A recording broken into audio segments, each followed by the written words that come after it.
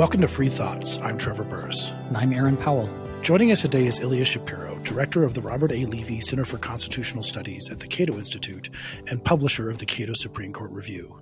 His new book is Supreme Disorder: Judicial Nominations and the Politics of America's Highest Court. Welcome to Free Thoughts, Ilya. Finally get you on. Yeah, it's good to be on. You had to perfect the proof of concept sufficiently for me to grace your airways. Yeah, it took the 365 episodes or something, so it all worked out, but good to have you on. So let's start by just talking about the rules of the game.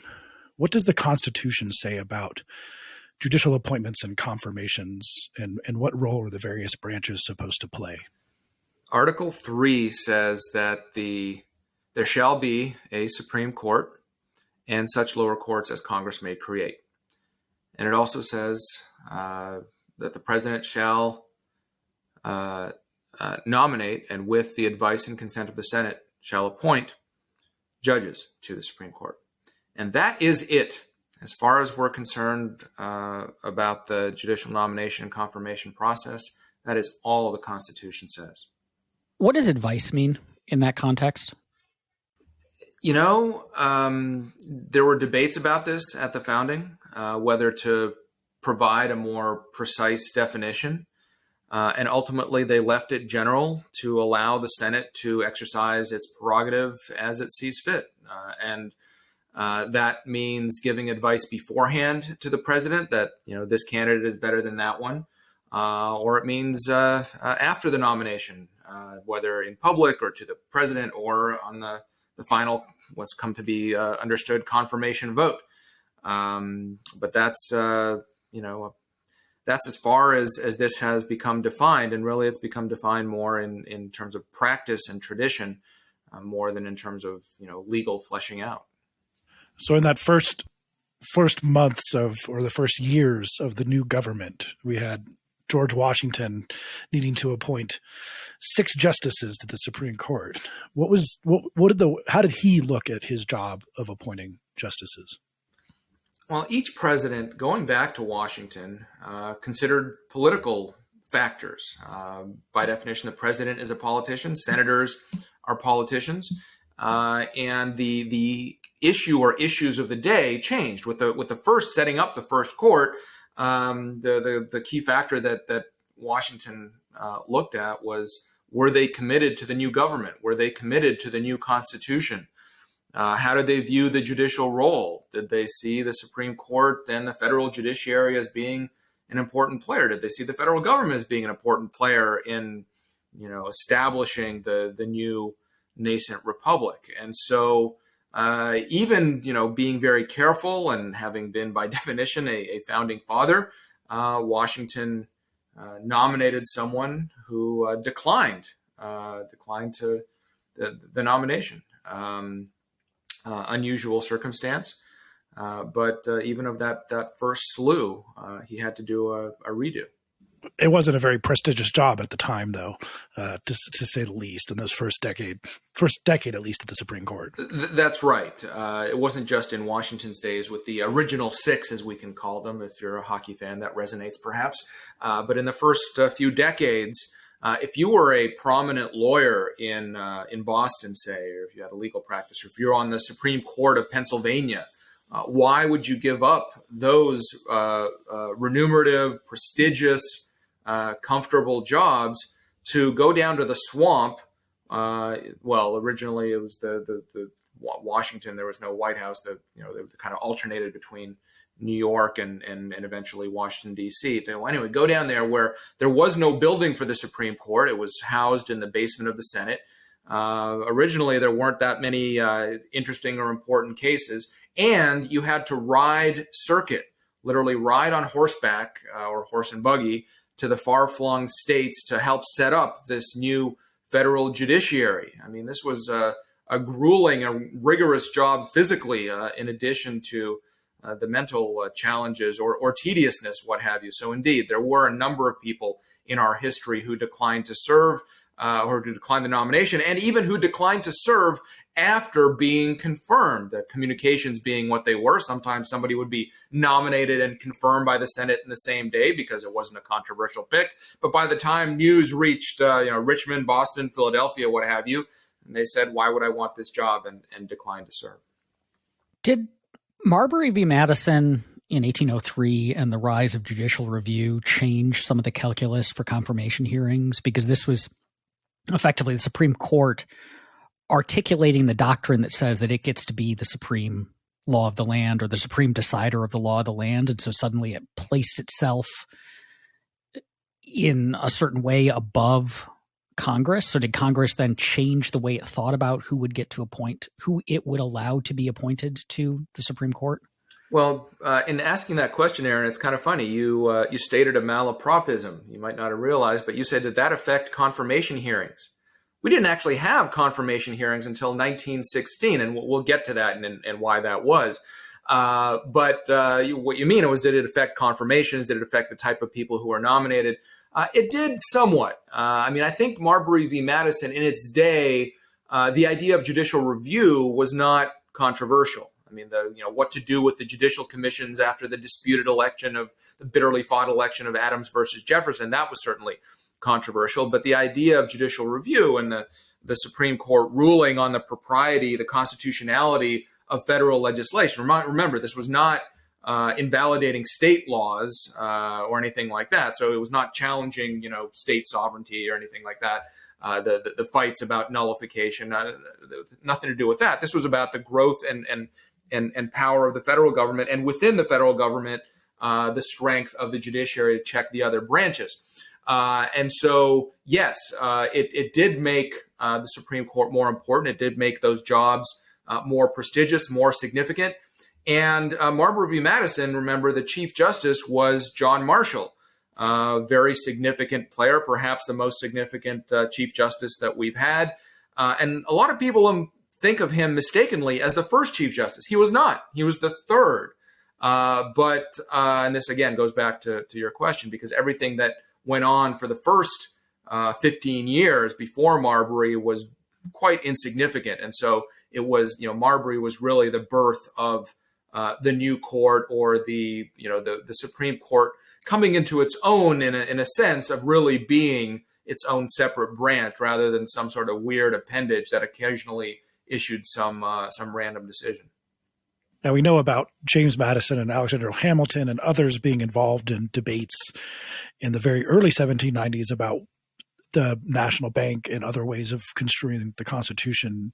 From the beginning there, or at least in the first few decades, did we see anything like a debate that we would call maybe in the 70s strict constructionists versus loose constructionists? Was that kind of debate even going on that early between the people nominated to the court?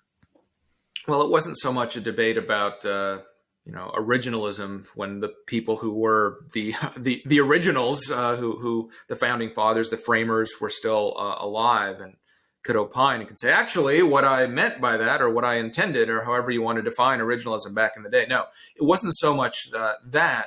The McCulloch versus Maryland and Gibbons versus Ogden about the scope of federal power and the meaning of the necessary and proper clause, and what kind of powers were incident to the enumerated powers in the Constitution. They had those kinds of debates, but it wasn't so much, what we would recognize now as, the original meaning of the text versus kind of a more pragmatic or living constitutional interpretation, where the words, the provisions evolve. It was just really trying to understand what the Constitution meant when, that was still the founding generation.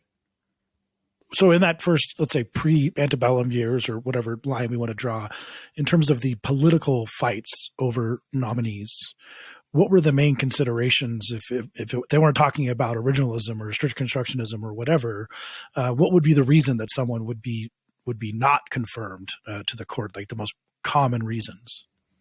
Well, the most common reason was that the party opposite the president controlled the Senate. That's a very practical legal realist or political realist explanation for when we have failed confirmations. In our history, and I'll get back to the time period momentarily, but in our history, we've now had 164 nominations. Of those, 127 were confirmed for an overall confirmation rate of just over 3/4. But when there's divided government, when the party opposite to the president controls the Senate, the rate of confirmation is south of 60%. When it's united government, it's about 90%. And in that antebellum period, as you said, and especially in the period after the founding, the second, third generation of the Republic, during a time of party realignments, the Federalists faded away, the Democratic Republicans were regnant, but then they split between the Jacksonians and others, which became the Whigs and eventually the Republican Party. That kind of tumult did produce a lot of political opposition, not so much based on interpretive theory of the Constitution or otherwise, a little bit about what the proper role of the federal government is, or even more, what the federal government should be doing, regardless of whether, even if it's constitutional, should it be intruding in various ways in how the states had become accustomed to governing themselves. And so those factions within the parties, or within the Democratic Party, when it was effectively the only game in town, was a really big deal. And so Andrew Jackson, was a towering figure, of course, in the antebellum period. But even he had a couple of misfires, a postponement. Roger Taney, whom he nominated after he had failed to nominate Taney to be Treasury Secretary.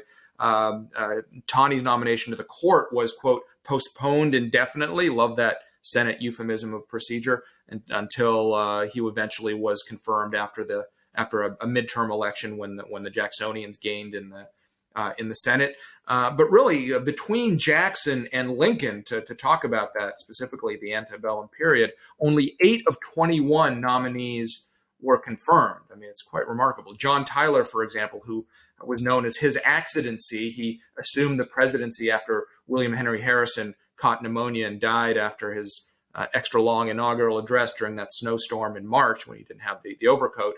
And Tyler kind of joined the Harrison ticket as a party balancer. And so ultimately, when he became president, no, he was not trusted by the Whigs. He was not trusted by the Democrats. And ultimately, I think he made 9 nominations in total, several people multiple times, and only had one person confirmed. So very tumultuous period, weak, relatively speaking, executive, regional differences, expanding country. You have to placate different sectional allegiances in addition to ideology. But it wasn't this debate, do you have the right position on either the proper role of the judiciary or the Bank of the United States, which was the key issue under Jackson specifically, or slavery per se. That figured in a little bit, and even more so, in the lead up to the Civil War. But it really was more kind of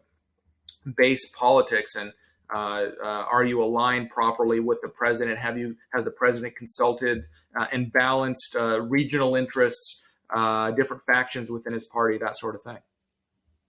Do we have a sense of what potential candidate or potential nominee vetting looked like at this time or in the early Republic?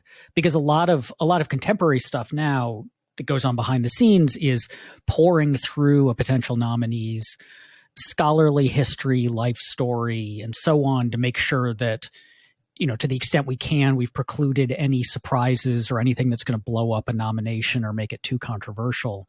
Did they do that? Did they make that effort, or was it kind of an easier, this guy looks good sort of thing? Yeah, the Twitter and blogging records from the 1840s have been lost to history, but it's sort of like you want someone who's qualified generally. I mean, there were some very crony kind of lightweights that were considered, but generally presidents wanted someone who would be respected as a justice. But that was only step one. You wanted to balance, to fill regional interest. The Supreme Court was conceived of not on paper, but this was how it came about. There was a New England seat, there was a New York seat, a Virginia or Southern became Southern seat, Pennsylvania. As the country expanded, the Western seat, meaning Kentucky, Tennessee, that sort of thing. And so the president a lot of them wanted to appoint someone who is more loyal, but they happened to be from the wrong state. Or there were debates of, well, this person was born in that state, but very quickly moved to Ohio, and was that good enough? Those kinds of things, as well as, it was really this political balancing consideration. Again, much more than either jurisprudential philosophy or their political position on one key issue, as sort of came to the fore, in the decades that followed with Reconstruction, and then the industrial age, the proper regulation of the trusts and the railroads and things like that. Those came to the fore. But in that antebellum period, it was all this regionalisms, which still was still important for another half century or more, as well as was there sufficient support among all these disparate party machines in different parts of the country? Well, they also wouldn't have, if you think about the records that people have, it seemed like reading your book that there were fewer people raised from the lower federal courts to the Supreme Court than there were senators and members of Congress and maybe governors and other kind of cabinet secretaries. That was way more common then. Yes, relatively speaking, there were still elevations, especially when we get to the second half of the 19th century. But yeah, in the first half, there were relatively few federal judges. The ratio of, there were 6 or 7 or 8 as we progressed Supreme Court justices. But the federal judges, it was one per district basically, and the justices originally traveled in pairs, and there, a district court was composed of 2 justices and 1 district judge, because that's just the way the ratios worked. There were more state court judges who were picked, and there were more other types of politicians. You're right; it wasn't the direct kind of line that you had to first audition in the circuit courts before being elevated. So is there a moment where, not a moment, but you mentioned that into the later part of the 19th century where you start having some maybe ideological debates about trusts, railroads, big businesses, things like this.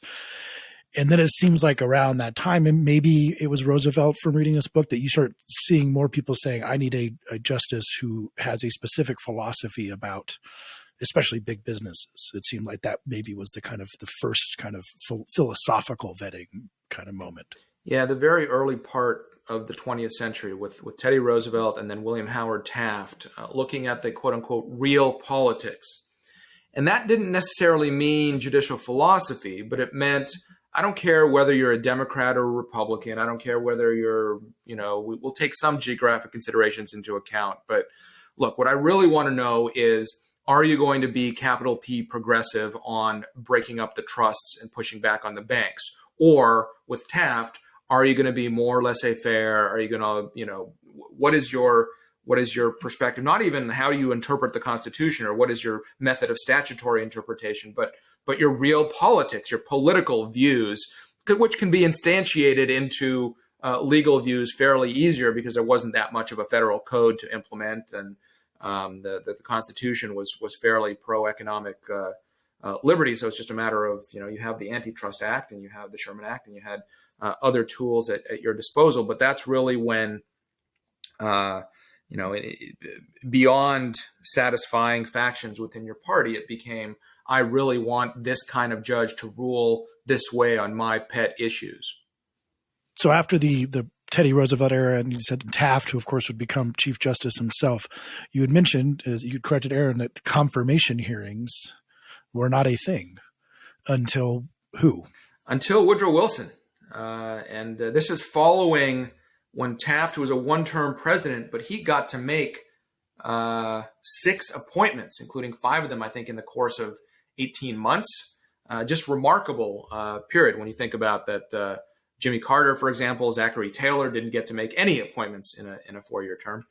So Taft got to make the 6 and really push the court into a more pro-economic liberty, deregulatory sort of environment. And that's what he focused on. So his appointments might have gone in different ways on questions of civil rights or executive power in different ways. But in terms of economic liberty and deregulation, they were more aligned. But then along comes Woodrow Wilson, who was a towering jurisprudential intellect, former president of Princeton and a constitutional law professor, knew exactly what he wanted out of the Supreme Court. Big progressive, the administrative state. We don't need political accountability because we just have rule by the experts. We know what the right policy is on any given area. So we just need the courts to empower the experts.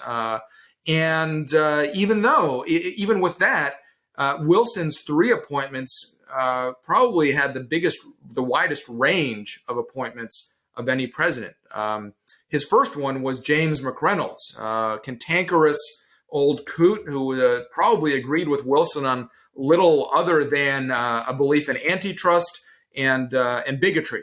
Other than that, Reynolds very quickly joined the Taft nominees, at least most of them, as one of what became known as the Four Musketeers, pushing back on kind of supporting the Lochner era, that is deregulation, a constitutional view of the freedom of contract and economic liberty that the government cannot invade. And then his next nominee was Louis Brandeis, and this is where we come to the first confirmation hearing, who not only was the first Jewish nominee and became the first Jewish justice, but was a progressive crusader. I mean, very with Wilson, a close advisor of Wilson on policy matters. And that was hugely controversial in addition to being Jewish. It took, nearly 5 months to have his whole confirmation run. The eventual vote was a little broader than some of the recent ones we've had in the last couple of decades, but hugely controversial. So controversial that the Senate called hearings for the first time. Now, it was seen as unseemly for the nominee himself to testify, so Brandeis didn't testify. There were people pro and con his views, and ultimately he was confirmed. But again, such a tumultuous, controversial period that then his new colleague, Charles Evans Hughes, resigned to run against Woodrow Wilson in that fall's presidential election campaign. So anyone who says that 2020, 2016 were the apogee of the intersection of presidential election politics and Supreme Court vacancies, yeah, I see that, but I'll raise you 1916. And to close the circle on Wilson, his third nominee caused by that resignation of his political opponent was John Hesson Clark, who served for all of 5 years and was basically a footnote in our history. So even though Wilson knew exactly what he was doing, understood the Constitution as he saw it perfectly well, still had kind of misfires and people that were all over the map. But anyway, that 1906 hearing was the first one. It didn't set the precedent that now every nominee would have to have a hearing. Some of them did in the next couple of decades. Some of them didn't. The first nominee to testify on his own right in kind of open-ended questions, as opposed to specifically about a particular scandal he might have overseen or what have you, was Felix Frankfurter in 1938 or 1939, also a Jew, by the by. But hearings didn't become a regular process until the 1950s, when Dixiecrat senators, Southern Democrats, wanted to quiz nominees about their views on Brown versus Board of Education, civil rights, etc. Did the justices or the nominees in those early confirmation hearings dodge the how would you rule questions the way that they do today? Was that still considered? Was it considered kind of off limits, or did they say, I'm not going to answer on things that I might be asked to rule on? I didn't read much one way or another about those hearings. They were narrow, they were short. As I said, when Harlan Stone was testifying, it was about his overseeing of an aspect of the Teapot Dome scandal when he was Attorney General. So it was tailored towards that. A lot of the questions weren't about how would you rule. They were questions on the issues of the day, or what your ethics and things like that, your experience. So I must admit I didn't go through the archive to search for the transcript if they exist for every single one of these things, but it was more that any controversy that came out was about people's judicial and academic writings rather than anything that came out of the hearings. Let's turn now, I guess, to the New Deal court and then Roosevelt's court packing plan. Can you tell us a bit about that and the effect that kind of that era had on this whole process. Right. So in the last vestige of what's known as the Lochner era, where the Supreme Court would invalidate state and federal laws as intruding on economic liberties, property rights, and the like. The court in FDR's first term invalidated a good part of the early New Deal. And so Roosevelt was frustrated. He hadn't had any opportunities to appoint anyone. In fact, that whole entire first term, after winning a very comfortable presidential victory in 1932 and trying to put in the early New Deal, he didn't have anyone to appoint at all, no vacancies. So then he's reelected in 1936. Overwhelmingly, this was the as goes Maine, so goes Vermont election. He won all but those two states. And the Democrats had super majorities in both the House and the Senate. And he said, well, look, this court, these old men, because the reason there were no vacancies is because they had been appointed somewhat younger. And so it just happened that the actuarial tables worked in a way that there weren't any retirements or deaths. And he said, for every justice over 70 and a half, I'm going to appoint a new justice to help out the old men who are not capable of doing their job. And that conveniently was 6 justices, and that would have given Roosevelt overcome the otherwise majority that was invalidating his programs. Hugely unpopular. Not only did now Charles Evans Hughes, who's the Chief Justice, interesting return of events, as it were, testified against it. But Louis Brandeis, still a progressive and a supporter of FDR, sent him a letter saying, or signed a letter saying that I don't agree with this.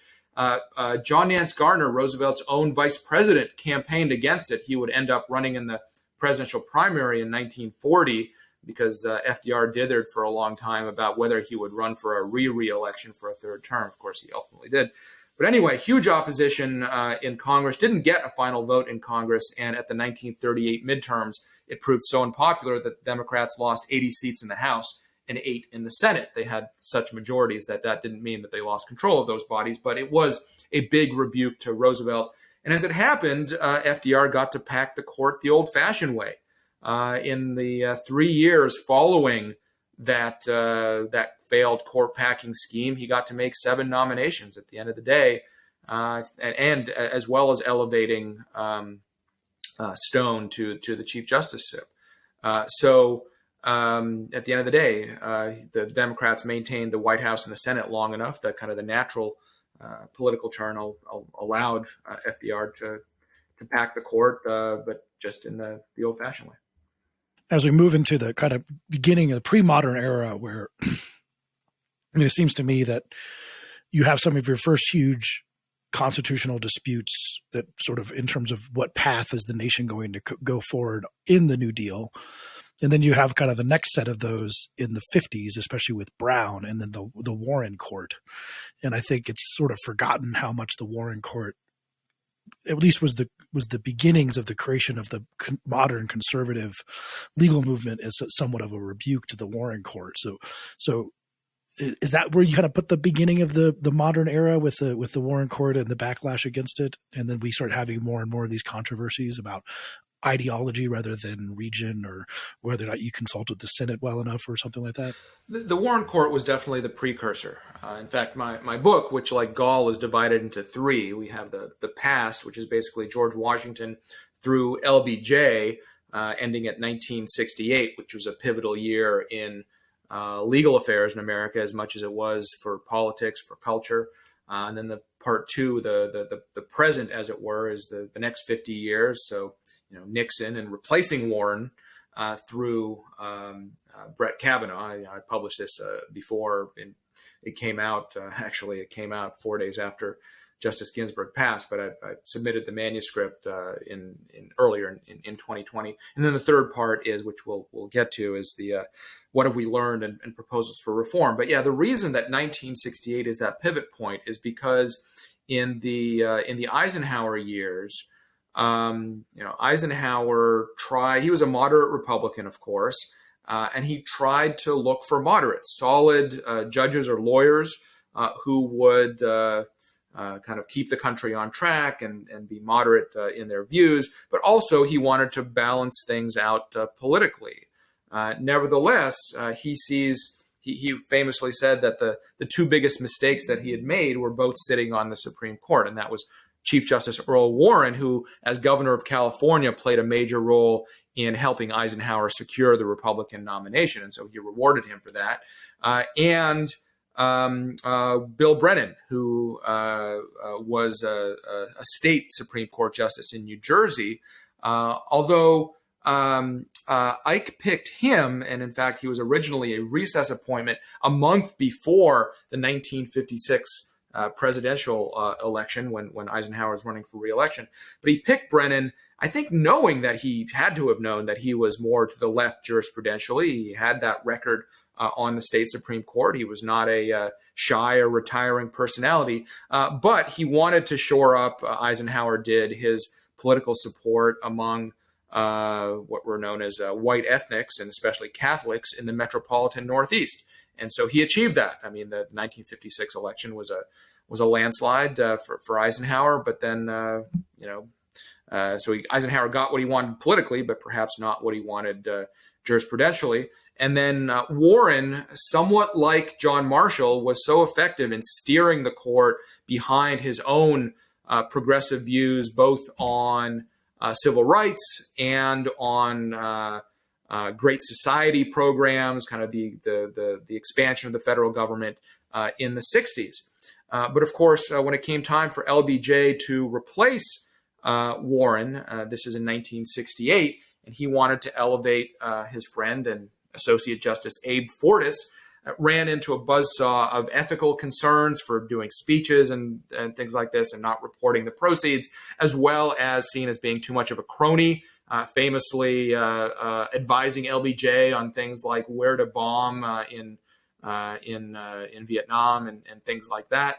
And so Fortas never had even a majority of support in the Senate. Some call it the first filibuster of a Supreme Court nominee, but it never really got even to a majority support. And it was bipartisan opposition for various reasons. And so in 1968, LBJ was thwarted, and Nixon, who I think was the first president to campaign a kind of the modern style of judicial philosophy, strict construction. We need law and order justices. We didn't have the rhetoric about originalism or things like this, but strict construction, law and order, that's what he was talking about. And so appointed Warren Burger, who was confirmed to be the chief. And away we went with these debates over what kind of justices we want. Nixon famously also had two consecutive failed nominees, Clement Haynsworth and Harold Carswell, for various reasons. He wanted Southern strict constructionists, and then that was foiled by the Senate for various reasons.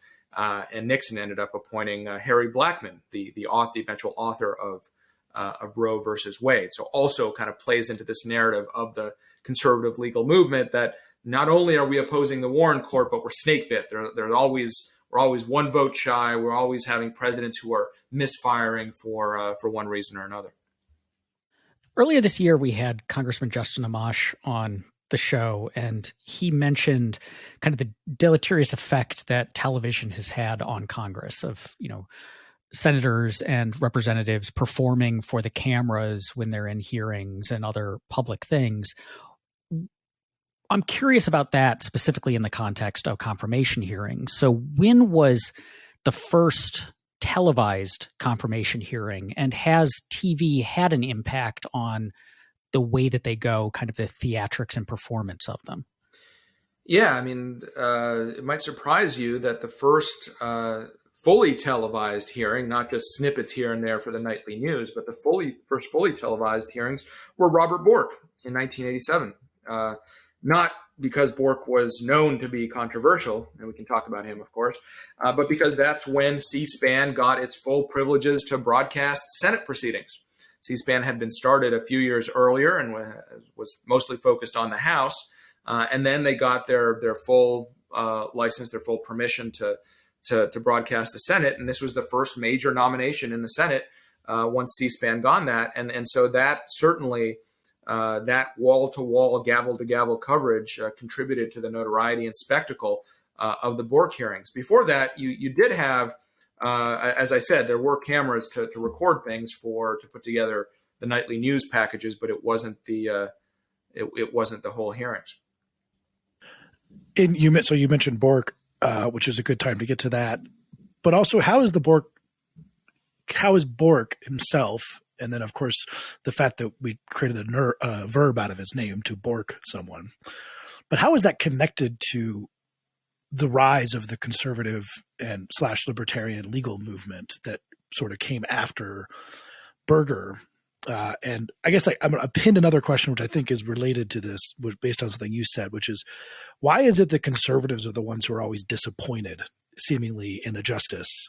And like, how is that tied to, conservative legal movement and Bork himself? Yeah, it is all tied together because, first of all, in electing Nixon as in part a response to the excesses of the Warren court, the impeach Earl Warren bumper stickers and billboards, largely a response to Brown v. Board in the civil rights era, some other concerns as well of the court having turned to the left in various ways.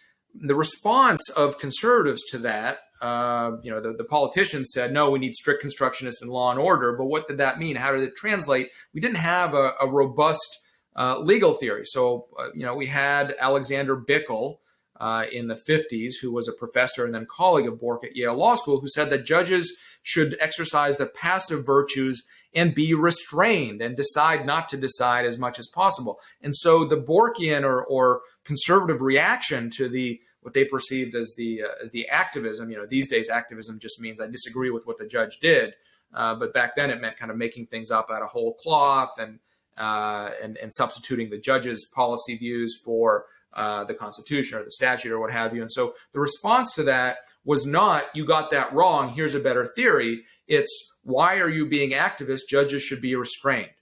And so that was very much Bork's view. Most of Scalia was that first wave of conservative legal theory.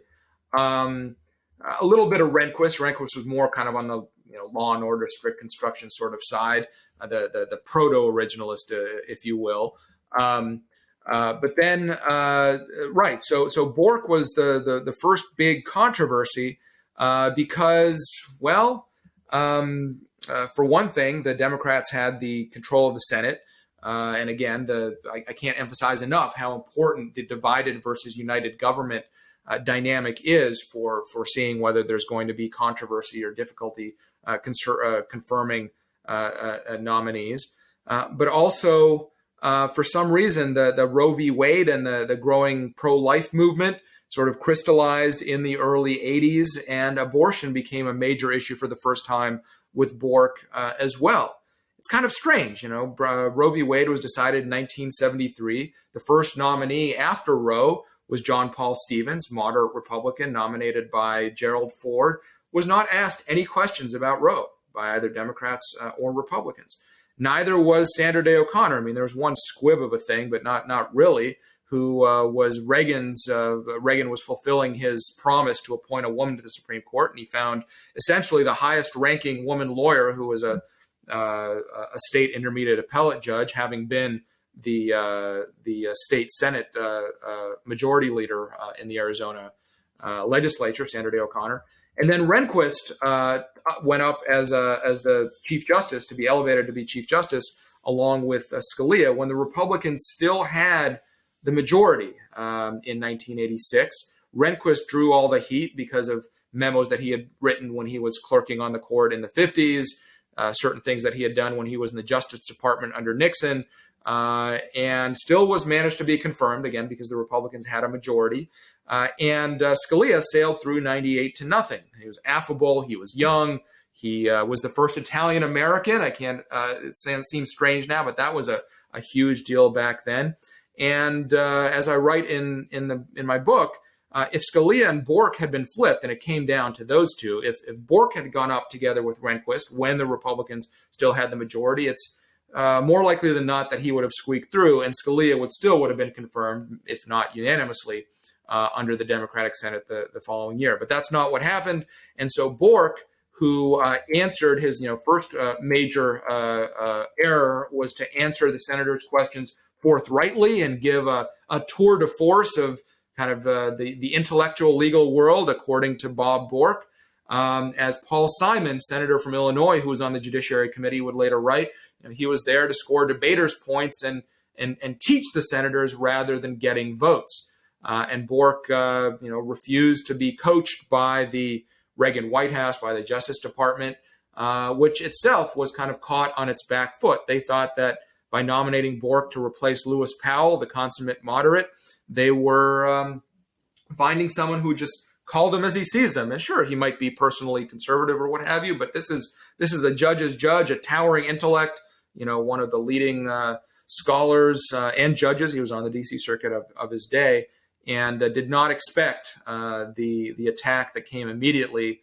In fact, literally 45 minutes after the nomination was made, when Ted Kennedy went to the Senate floor to talk about, quote, Robert Bork's America, a litany, a parade of horribles of what would happen if he was confirmed. And so that's the first time that someone was shot down for having the incorrect judicial philosophy and not playing the game.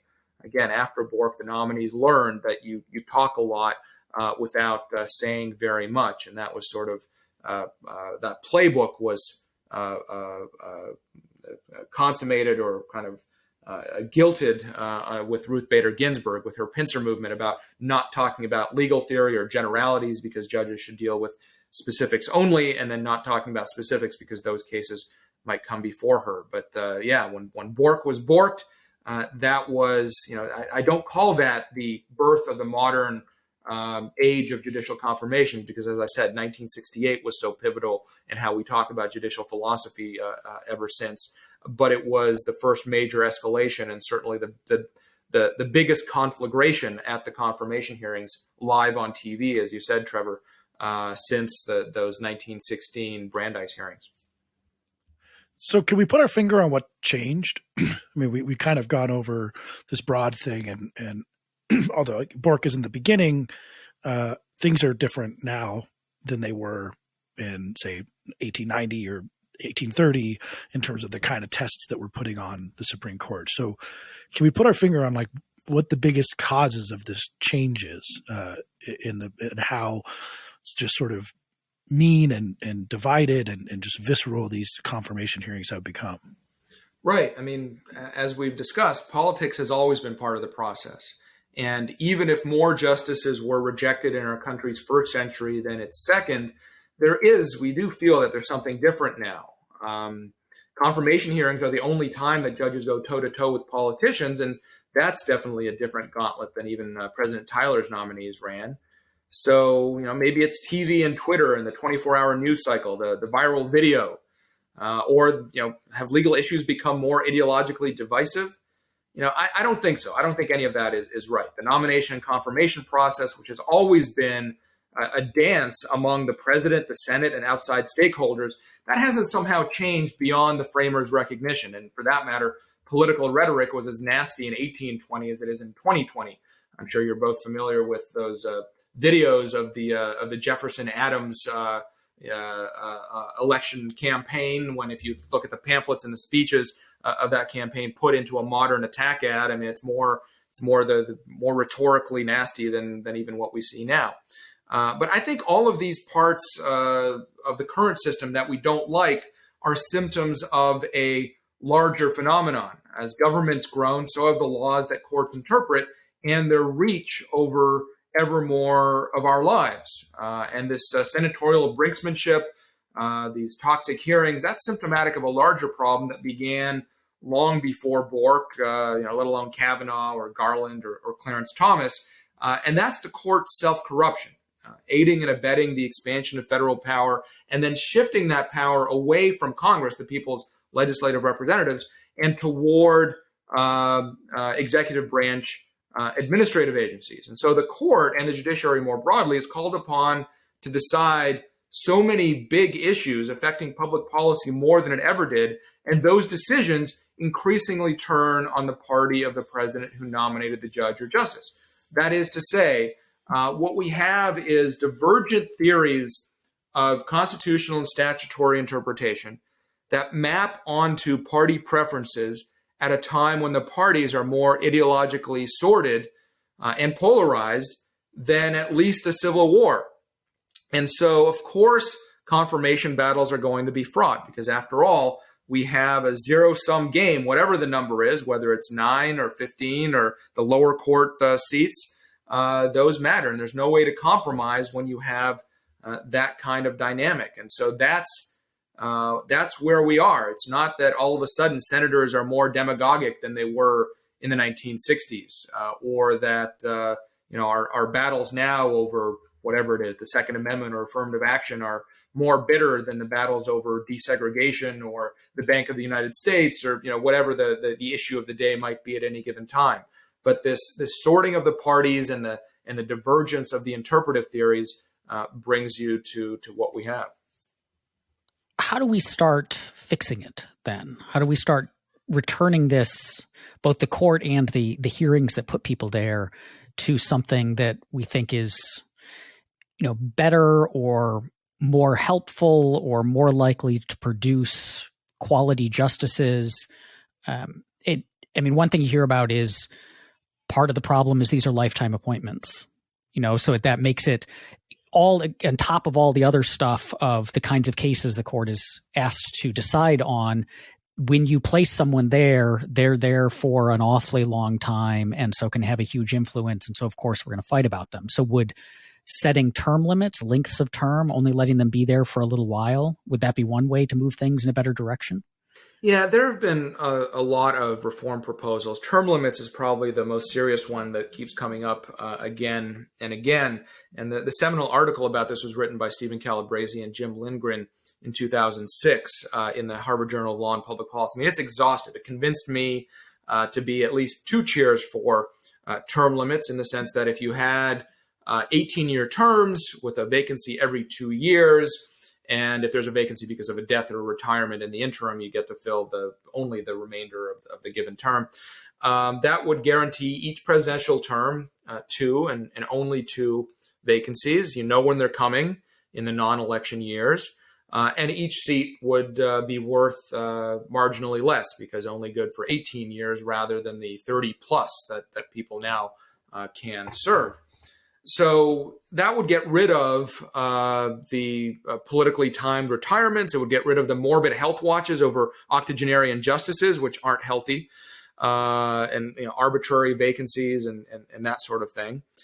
But what it wouldn't do is ideologically rebalance the court. It wouldn't change the nature of the issues that the court is ruling on, or change this dynamic that I've described of the divergent interpretive theories given mapping onto partisan preferences, which causes these big fights. So look, I'm amenable to it in the sense that if it would likely enhance public confidence in the court to have regular vacancies, and we know that it's always 18 years, and we know that every time we elect a president, they're going to get 2 slots, not potentially 4, maybe 0, but definitely 2. First one's coming next year, and then 2 years after that. That's great, but it won't solve some of these underlying problems. So we're still, fighting over one of 9 very important positions of power for 18 years is still going to be a fight, even if we kind of regularize when it comes about. As far as other proposals are concerned, whether you call it court packing or just changing the size of the court, even if not politically motivated or for partisan gain, now the Democrats, the talk was they need to pack the court to rebalance the so-called illegitimate justices of the norm-breaking Republicans and what have you. That's not going to depoliticize the court to have that kind of thing go through. But even if we think about it in neutral terms, if we were drawing up a judiciary or a Supreme Court from scratch, maybe we would want 15 or 19 justices, because there'd be fewer 10-9 decisions, and each one of that many seats is worth less than each one of 9. So that would diffuse tensions a little bit. Maybe you'd even have an even number of justices, as some countries have. So you'd need a 2-vote margin to do anything. Maybe. But how do you get from here to there? I mean, we're at such a politicized period and such a polarized, divisive period that if we got to some sort of compromise or some sort of unity on that kind of question in terms of size, timing, etc., well, then wouldn't we, the underlying issues or the underlying divisiveness that this is supposed to fix might not be there in the first place. And then there are other kind of more radical proposals like having, a larger court, but, certain number reserved explicitly for Republicans, a certain number for Democrats, and then the rest have to be unanimously approved by the so-called partisan justices. Well, it doesn't exactly depoliticize the court to have some justices with an explicit partisan label on them. Lots of different creative radical ideas, but at the end of the day, all of this is nibbling around the edges, trying to address symptoms, rearranging deck chairs on the Titanic. Because the problem isn't with the process, the confirmation process or the nomination process. It's with the product. It's that the court is important rules on major political controversies because the federal government is so important and skewed within the federal government, as I said, towards the executive branch that, bureaucrats can't be voted out. They can only be sued. And so the Titanic is the ship of state. It's taken us decades to get to where we are. And it would take decades to go back. So I have no overnight magic fixes. If I were Tsar or, ruler of the universe, or at least the Constitution or our system of government, and I snapped our fingers, it wouldn't be a matter of reforming the court or changing its structure or changing its jurisdiction even. It would be rebalancing our constitutional order, enforcing federalism and the separation of powers, kind of like what Team Libertarian did in the National Constitution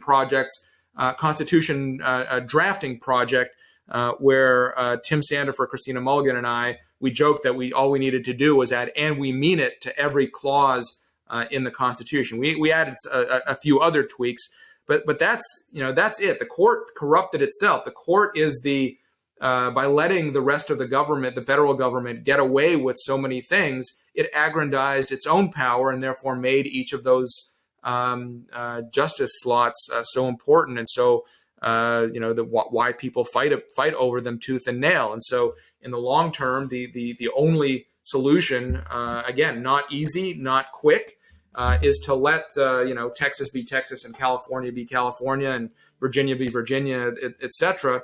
The court would still have to resolve questions of civil rights and individual rights that are controversial, whether it be abortion or gun rights or things like that. But at least we would have a more orderly system of government and have these the justices be less important. But again, it's tough because the court, the constitutional order, is reflective of the people. And if the people are so divided with so different visions, then the starting place has to be having fewer one-size-fits-all mandates or other policy decisions made by Washington and by the black-robed arbiters of One First Street for such a large, diverse, and pluralistic society.